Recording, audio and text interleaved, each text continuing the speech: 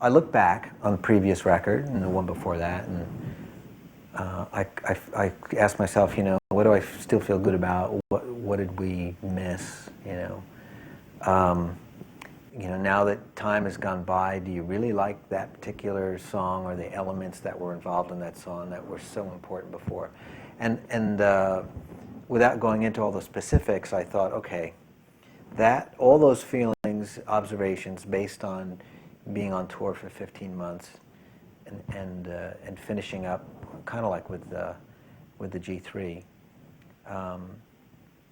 What I thought I was going to do was make a live kind of record, and when I finished it, I said, oh, I'm not going to do that. I've had enough of that. I spent 15 months of all this, and I had all this time to explore that, and we recorded quite a bit of it, actually, over the course of the 15 months. So I said, no, I'm not going to do that. I think I'm just going to think about how I can make something sound more unique and how I can play more quirky. I think that was the word I came up with. It wasn't the best word, but I was thinking, what's quirky, charismatic, unusual, and isn't so,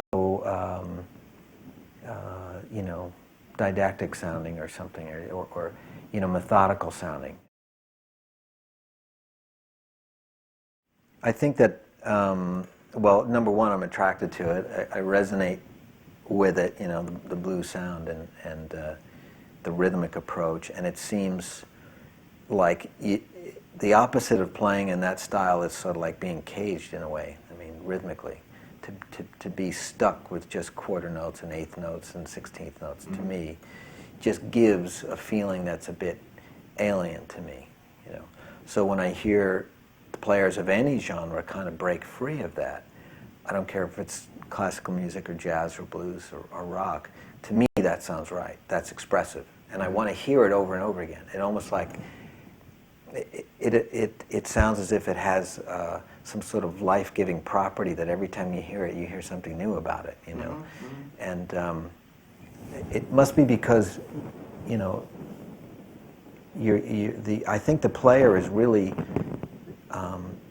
not giving up on any level of expression, because it takes quite a bit more, I think, creativity to make something like that work, because you're not relying on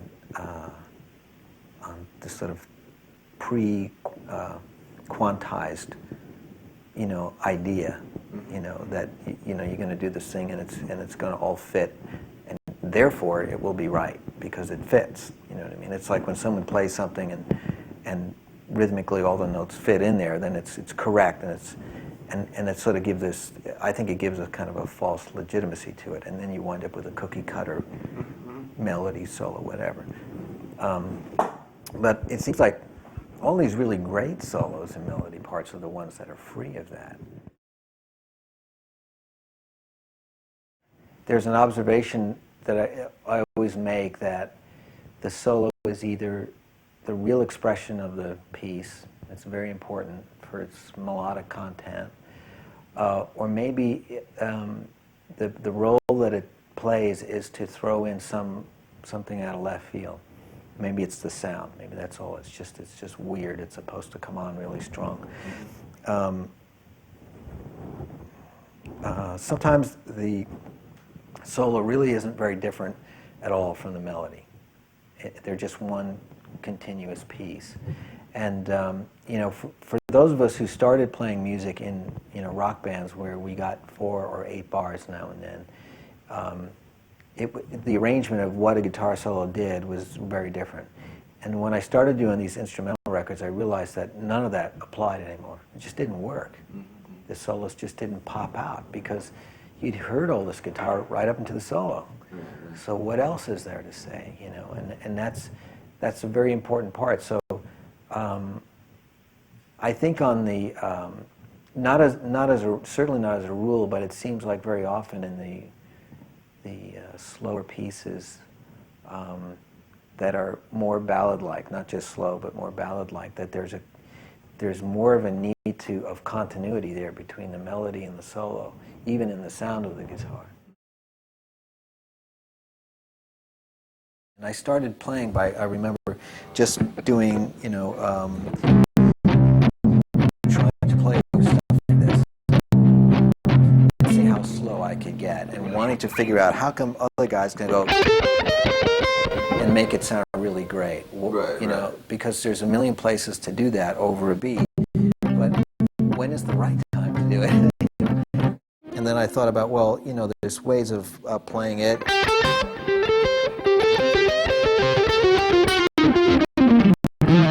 And then, where you move your pick as you play it, and what notes you pinch, what notes you don't. So listening for all the variables. Yes. And the emotive quality that's going to yield somehow. And that's not only this, so that's guided me towards kind of picks and strings and guitars and amps, everything, because I'm looking for stuff that allows me to speak in that sort of language, Most of the time, it goes into the JSX. It goes from there, no speakers, and I'm using the Palmer speaker simulator, and then it goes into this Millennia Media Origin, which is a mic pre that's got parametric EQ in it, and it's got a de-esser and a compressor, and it has the ability to go transformerless with a transformer, solid state, tube, and you can flip and do all sorts of stuff with it. I record everything through the bass, keyboards, everything. You change the settings on that all the time. Yeah. If I'm smart, I write them down. In other words, you don't write them down. Well, and then I realized I should get another one, so I started using like one for this, one for that, and that helped. But what I've done is, because this is not a professional room, I try to get the sound from the amp and have that thing do as little as possible. Right. And in fact, I like it because you can set it up to be as transparent as possible, but it will warm up the sound, and you can take care of little spikes. And if you're using, like the JSX is pretty fat sounding, and sometimes you don't want 40 hertz in a piece of music. Yeah. So it's easy with that unit to locate that 40 hertz ducket and take care of it like that.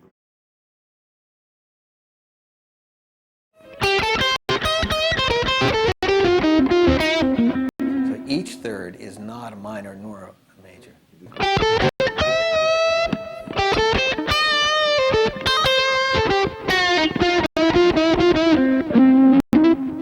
And then when you finally do hit that major third, it has such an impact. It's finally sort of finished your statement.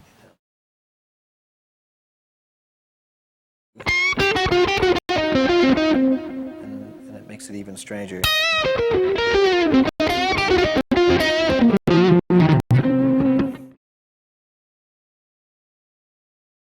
I think that if you go,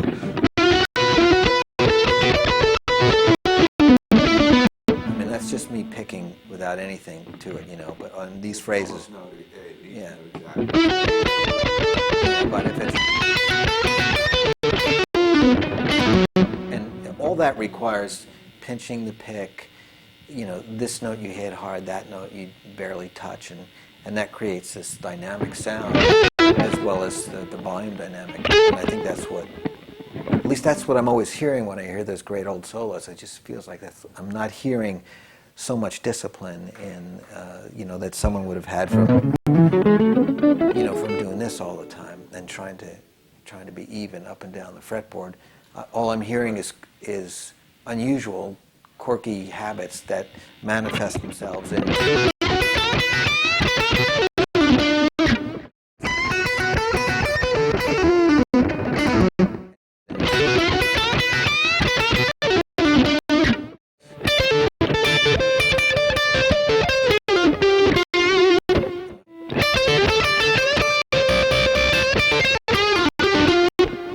And that's with a little bit of English all over. I'm picking, and see there's like a there, and then there's that. I could have gone, that's with no pick stuff on it, then that's with me pinching a little bit. And then if I'm using the middle finger there to get that.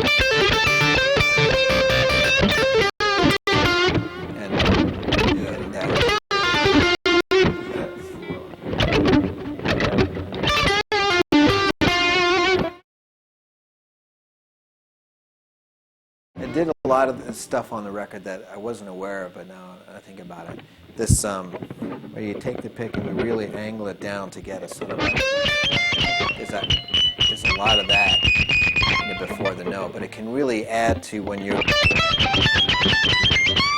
it just adds another quality, like you're really trying to say something.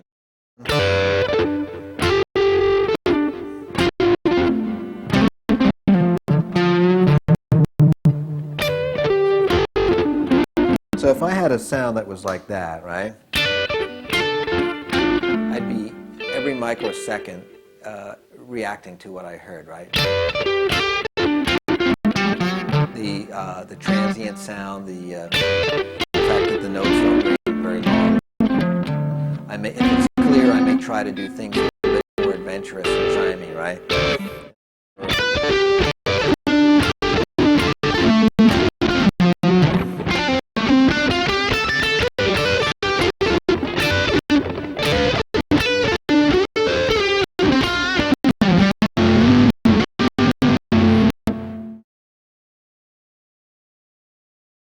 3, 4.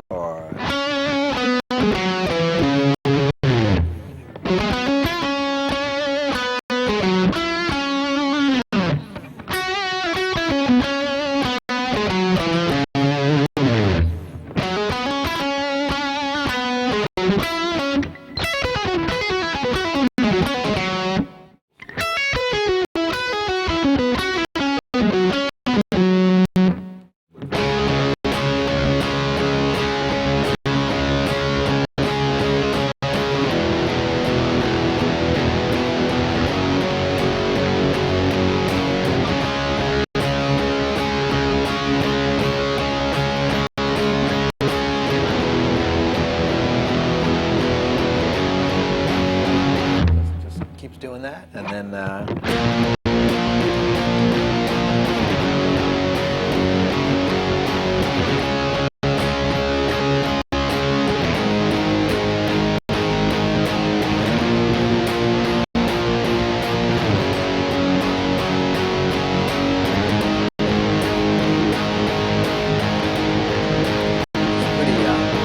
sort of psychedelic at that point, where it's just really to try to create sort of undulating distortion, you know what I mean?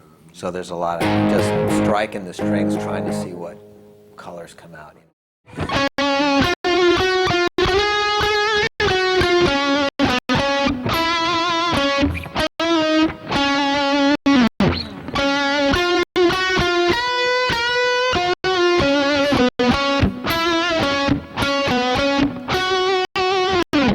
So the second time around, the melody starts to pop out a bit more, so it sounds...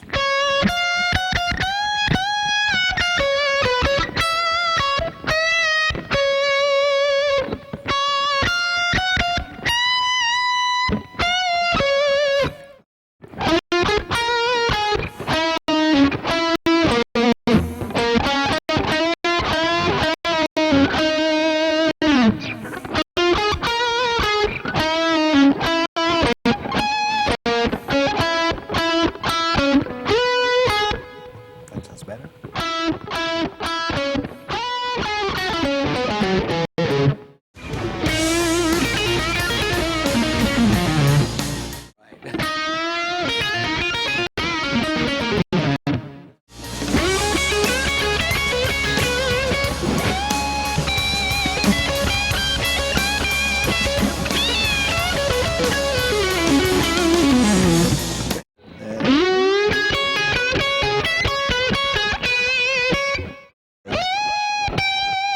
Of course, that time I went up and got a little something there.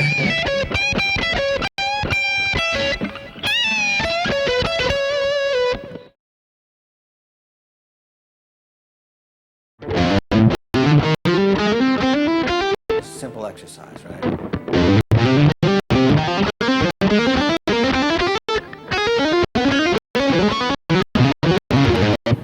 It's a cool exercise because you don't really have to think about, you know, key signature or anything.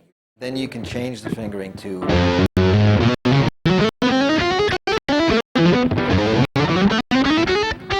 can do whatever you want with it, and then...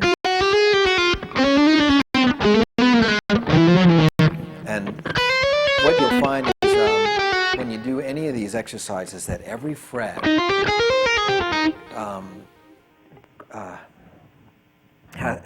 every note that you play on every string, on every fret, it requires a different attack from your finger.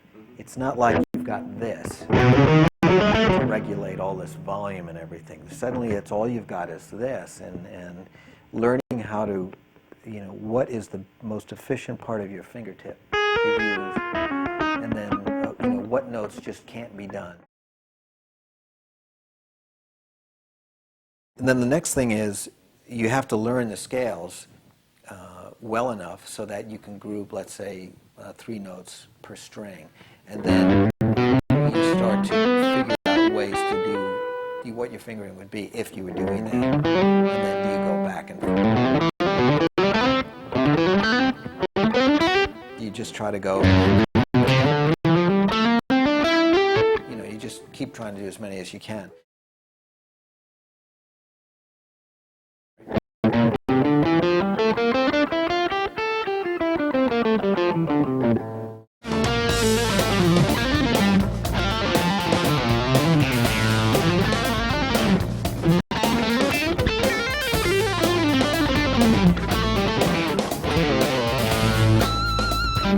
That's just 2 picks to get from there.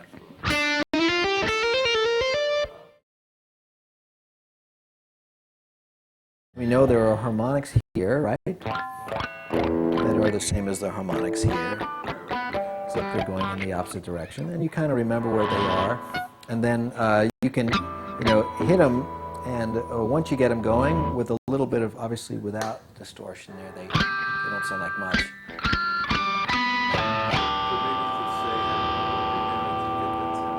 Just I'm holding the pick and sort of pinching the string a little bit, so there's a little bit of finger flesh that is hitting the strings. So that's kind of like what it is. It's just like if you were picking and applying a little finger there. It's also like this. Yes, a little thing. Yeah, and you could, although I've never seen Doug Johnson do it that way. That's it, and then while this hand is busy doing that, the other hand can do stuff with the string to play a melody or just to create a sensation. Several notes. The whole idea of me using that is purely because I was so impressed with how Hendrix used to do it in solos. And he would be playing down, and he'd bridge the gap by just taking you on this little thing. And I love that, and it still creeps into my playing.